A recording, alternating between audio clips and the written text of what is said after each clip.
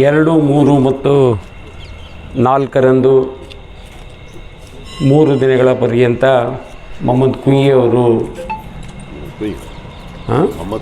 ಕುಯಿಯವರು ಸಿಂಧನೂರು ನಗರದಲ್ಲಿ ಬಹುತೇಕ ಪ್ರತಿ ವರ್ಷದಂತೆ ಈ ವರ್ಷವೂ ಕೂಡ 3 ದಿನ ಸಾರ್ವಜನಿಕ ಕುರಾನ್ ಪಠಣವನ್ನು ಮಾಡುವುದು ಏನು ಕಾರ್ಯಕ್ರಮ ಇದೆ. ಇದು ಇವತ್ತಿನ ಕಾಲಮಾನದಲ್ಲಿ ಅತ್ಯಂತ ಪ್ರಸ್ತುತ ಅಂತ ನಾನು ಭಾವಿಸ್ತೇನೆ. ಇದೀಗ ನಮ್ಮ ಕಣ್ಮುಂದೆಯೇ ಕಾಶ್ಮೀರದಲ್ಲಿ ಆದ ಘಟನೆ, ಸಾರ್ವಜನಿಕರು ತಲೆ ತಗ್ಗಿಸ್ತಕ್ಕಂತಹ ಘಟನೆಯನ್ನು ನೋಡಿದ ಮೇಲೆ ಬೇರೆ ಸಮಾಜದಲ್ಲಿರುವವರಿಗೆ ಈ ಕುರಾನ್ ಏನು ಹೇಳಿದೆ ಅನ್ನೋದರ ಸಂಪೂರ್ಣ ಅರಿವಿರುವುದಿಲ್ಲ. ಎಲ್ಲ ಧರ್ಮಗಳು ಅಹಿಂಸೆಯ ಮಾರ್ಗವನ್ನು ನಮಗೆ ಕೊಟ್ಟಿದ್ದಾವೆ. ಯಾವುದೇ ಧರ್ಮ ಹಿಂಸೆ ಮಾಡಬೇಕು, ಕೊಲೆ ಮಾಡಬೇಕು, ಕಳ್ಳತನ ಮಾಡಬೇಕು ಅನ್ನುವ ಸಂದೇಶವನ್ನು ಯಾವ ಧರ್ಮಗಳು ಕೂಡ ಈ ನಾಡಿನಲ್ಲಿ ಸಾರಿಲ್ಲ. ಆದರೆ ಇವತ್ತು ಕಾಶ್ಮೀರದಲ್ಲಿ ನಡೀತಕ್ಕಂಥ ಘಟನೆಗಳು ಜನರಲ್ಲಿ ದ್ವೇಷದ ಭಾವನೆಗಳನ್ನು ಮೂಡಿಸುವುದಕ್ಕೆ ನಾಂದಿ ಆಗಬಾರ್ದು.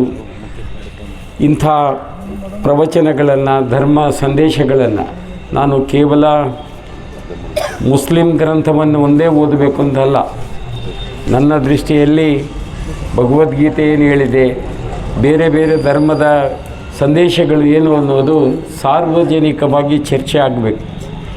ಹಿಂದೂ ಧರ್ಮದಲ್ಲಿರ್ಬೋದು, ಬೇರೆ ಬೇರೆ ನಮ್ಮ ಲಿಂಗಾಯತ ವೀರಶೈವ ಧರ್ಮಗಳ ಸಂದೇಶಗಳೇನು, ಹಾಗೆ ಮುಸ್ಲಿಂ ಧರ್ಮ ಇರ್ಬೋದು, ಕ್ರೈಸ್ತ ಧರ್ಮ ಇರ್ಬೋದು, ಬೌದ್ಧ ಧರ್ಮ ಇರ್ಬೋದು, ಎಲ್ಲರ ಸಂದೇಶಗಳು ಒಂದು ಸಾರಿ ಎಲ್ಲ ಸಾರ್ವಜನಿಕವಾಗಿ ಚರ್ಚೆ ಆದಾಗ ಜನರಲ್ಲಿ ಈ ಧರ್ಮದ ಆಚರಣೆ, ಧರ್ಮ ಮತ್ತು ಜಾತಿಯ ನಡುವೆ ಸಂಘರ್ಷ ಇದೆ.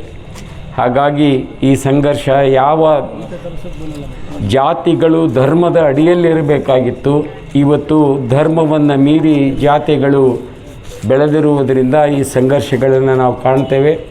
ಹಾಗಾಗಿ ಇಂಥ ಒಂದು ಕಾರ್ಯಕ್ರಮವನ್ನು ನಮ್ಮ ಸಿಂಧನೂರಿನ ಜಮಾತೆ ಇಸ್ಲಾಂ ಸಮಾಜದ ಬಂಧುಗಳು ಆಚರಣೆ ಮಾಡ್ತಾ ಇರುವುದು ಅತ್ಯಂತ ಸ್ವಾಗತಾರ್ಹ.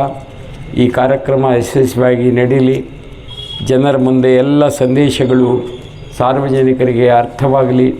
ಹಾಗಾಗಿ ಎಲ್ಲರೂ ಕೂಡ ಸುಂದರವಾಗಿ ಸಮಾಜವನ್ನು ಜಾತಿ ಧರ್ಮಗಳ ಮೀರಿ ಮಾನವೀಯತೆಯ ಮೌಲ್ಯಗಳ ಮೇಲೆ ಸಮಾಜವನ್ನು ಕಟ್ಟುವಂತಾಗಲಿ ಅನ್ನುವ ಹಾರೈಕೆಯೊಂದಿಗೆ ಇವತ್ತು ತಾವೇನು ಪಾದಯಾತ್ರೆಯನ್ನು ನಗರದಲ್ಲಿ ಮಾಡುವುದರ ಮೂಲಕ ಇಲ್ಲಿ ನಗರದ ಎಲ್ಲ ಸಾರ್ವಜನಿಕರಿಗೆ ಕಾರ್ಯಕ್ರಮಕ್ಕೆ ಭಾಗವಹಿಸೋದಕ್ಕೆ ನಾವು ಚಾಲನೆಯನ್ನು ಕೊಡ್ತಾಯಿದ್ದೀವಿ. ಇದನ್ನು ಅತ್ಯಂತ ಸಂತೋಷದಿಂದ ಚಾಲನೆ ಮಾಡಿ ಯಶಸ್ವಿಯಾಗಲಿ ಅಂತ ಹಾರೈಸಿ ನನ್ನ ಮಾತನ್ನು ಮುಗಿಸ್ತೇನೆ.